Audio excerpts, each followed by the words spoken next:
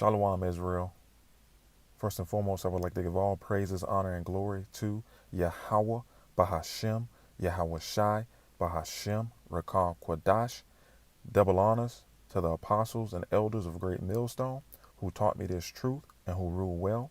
And a sincere salutations to the Tabernacle of David, you Akim, pushing this truth to the four corners of the earth in all truth and all faith and all sincereness.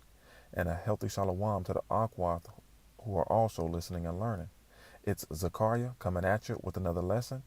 Lord's willing, and be edified. So this is going to be a quick lesson. Going to play a quick clip and also tie this clip in with an article. So first we're going to get a precept. This is Isaiah chapter 32 and verse 7. And it reads, the instruments also of the churl are evil. Okay. So now let's go into this word churl. All right.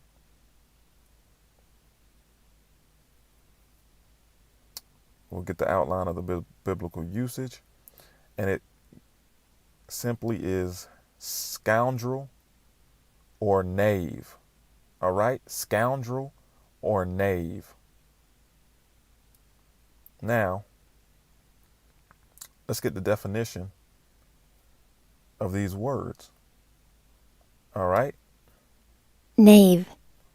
A dishonest or unscrupulous man. All right. So I didn't know the definition of unscrupulous. So I said, hey, let's look it up.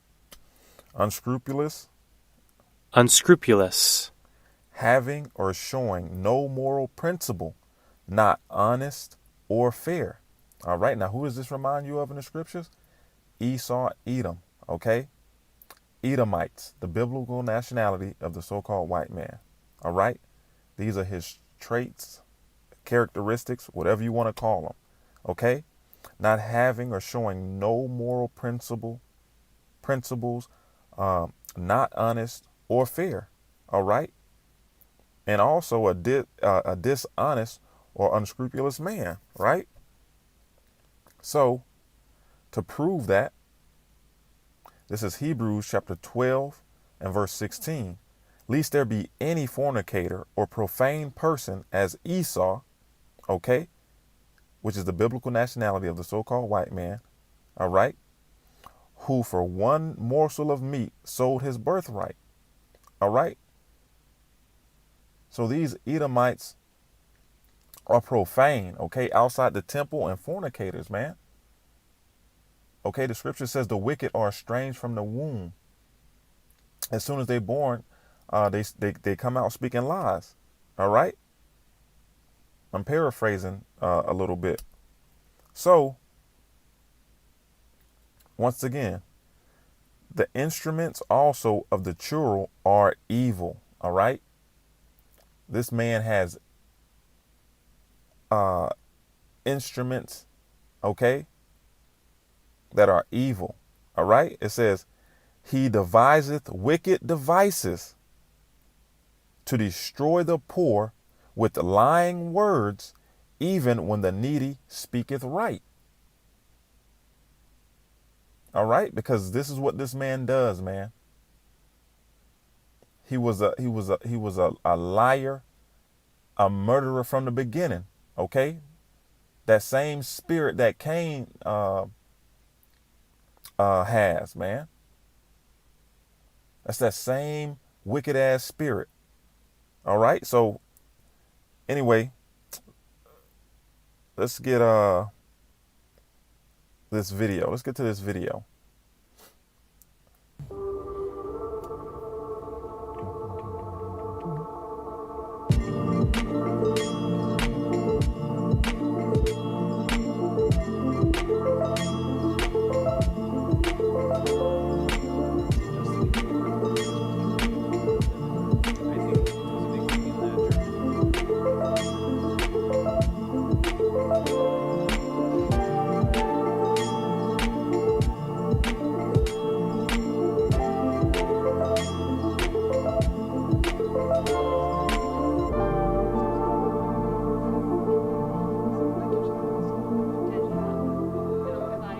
I think it's very much part of my own integrity to have myself chipped and keep my personal data there with me.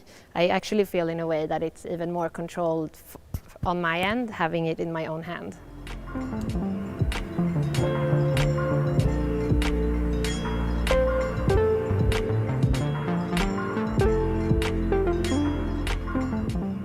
So I have a chip implant in my arm, and I have programmed the chip so that I have my COVID passport and on the chip.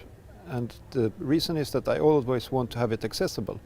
And when I read my chip, I just swipe my phone on the chip and then I unlock and it opens up. This is a PDF, which is my COVID passport. And this means that it's always accessible for me or for anyone else really who wants to read me. For example, if I go to the movies or go to a shopping center, then people will be able to check my status even if I don't have my phone. A chip implant costs, 100 euros if you want to buy them, the more advanced versions. And you can compare this with, for example, a health wearable that will cost perhaps twice that, but at the same time a chip implant you can use for 20, 30, 40 years, whereas a wearable you can only use for 3-4 years. So. All right, so now we're going to dive into the article, all right? And then we're going to come back to this video, okay? Just a small portion of it, all right? So just remember what you just saw in this video, okay? So let's get another precept. This is Revelation chapter 13 and verse 16. And he causeth all, both small and great, rich and poor, free and bond, to receive in their right hand or in their foreheads,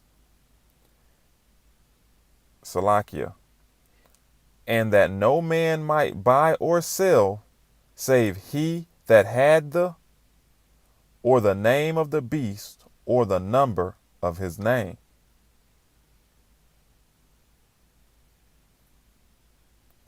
All right, so this is an article from Euronews, and we're just going to read a little bit of it. Okay, it says, forget passwords. Apple, Google, and Microsoft say you won't need them at all in the future.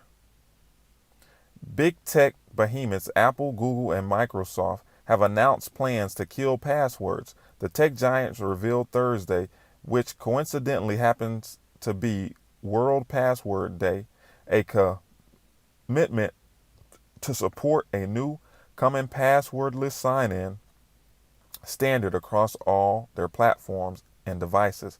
Passwordless sign-ins may already be familiar to iPhone or Android users who can use facial scans or fingerprints to authenticate payments and sign into apps.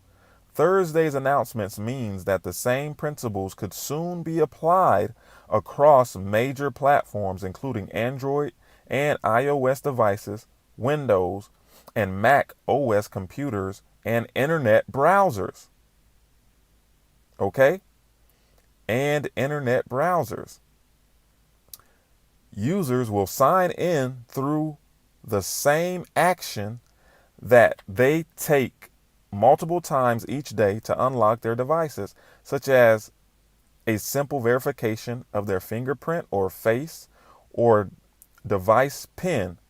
The FIDO Alliance, or FIDO Alliance, an industry associated that co-developed the common passwordless sign-in standard, said this new approach protects against phishing or phasing, and sign-ins will be radically more secure when compared to passwords and legacy multi-factor technologies such as one-time passcodes sent over SMS. It said to sign into a website or your computer, you'll just need your phone nearby, and you'll simply be prompted to unlock it for access. Google Secure Authentication Product Manager and FIDO Alliance President Sampith Cernavis wrote in a blog. All right, so this I read this article, and what came to my mind was I was having a conversation with I don't remember who it was. It might have been a Jake in the World or a brother a long time ago, a while back, and we were discussing the RFID chip. I'm pretty sure it was a Jake in the World, and he was asking me, well, if the RFID chip is the MARK, the Revelation chapter 13 and verse 16, you would he said, how would that stop him from buying or selling? Because even if you didn't have it, you could, go online to Amazon, to all these websites, and just put in your credit card information and buy or sell or whatever you had to do. Okay, you could just do it from your computer. Okay, so now when I read this article, this is the conversation that sparked my memory. So it says, I'm gonna read it again. To sign into a website on your computer, you'll just need your phone nearby, and you'll simply be prompted to unlock it for access. Okay, you'll have to use your phone to get on, unlock your phone to get on a website or to get,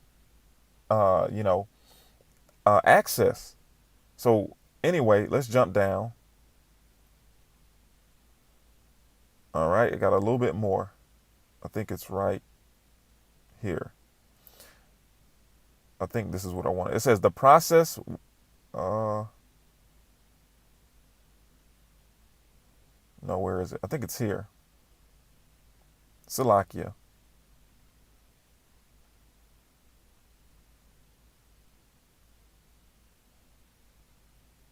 Is that the point? No, I think I had a little bit more that I wanted. I scroll down. Okay, Thawada Yahweh Yahweh. Right here, it says, although doing this means that login credentials become linked to specific devices, losing your phone will not leave you unable to access your account. Snarvis claimed, however you pronounce his name. Even if you lose your phone, your passkeys will securely sync to your new phone from cloud backup, allowing you to pick up right where your old device left off, he said. Okay, so you're going to need a phone to be able to log in to your computers. Now, in order to log into websites and to get access,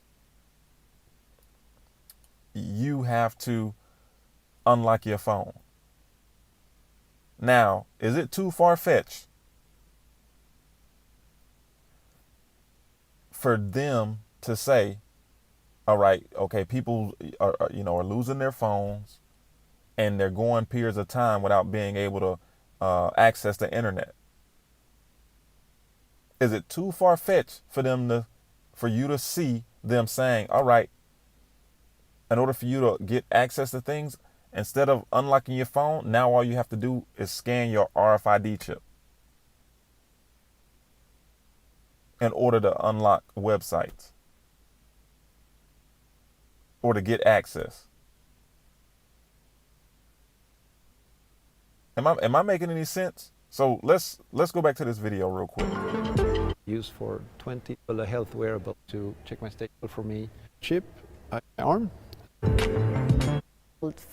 On my end, having it in my own hand.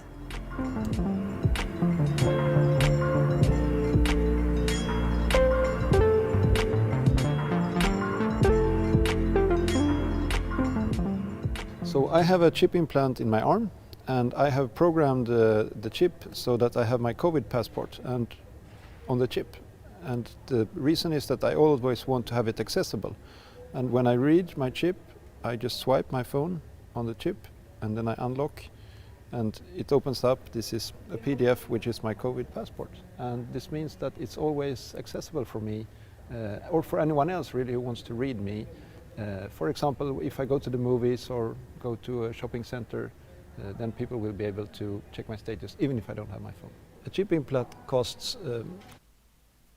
All right, so hey, let's get this again, man.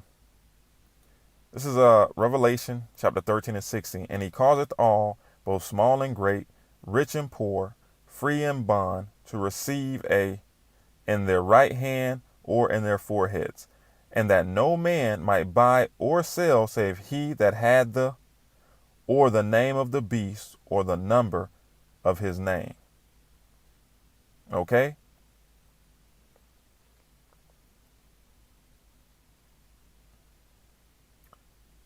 To sign into a website on your computer, you'll just need your phone nearby and you'll simply be prompted to unlock it for access.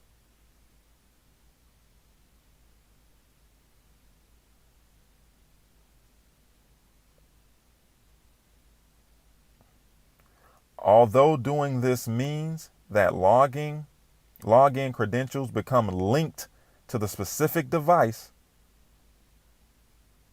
losing your phone will not leave you unable to access your accounts. Even if you lose your phone, your pass keys will securely sync to your new phone from cloud backup, allowing you to pick up right where you left off. Forget passwords. Apple, Google, and Microsoft say you won't need them at all in the future. Hey, you know what I say? We are not ignorant of Satan's devices, man.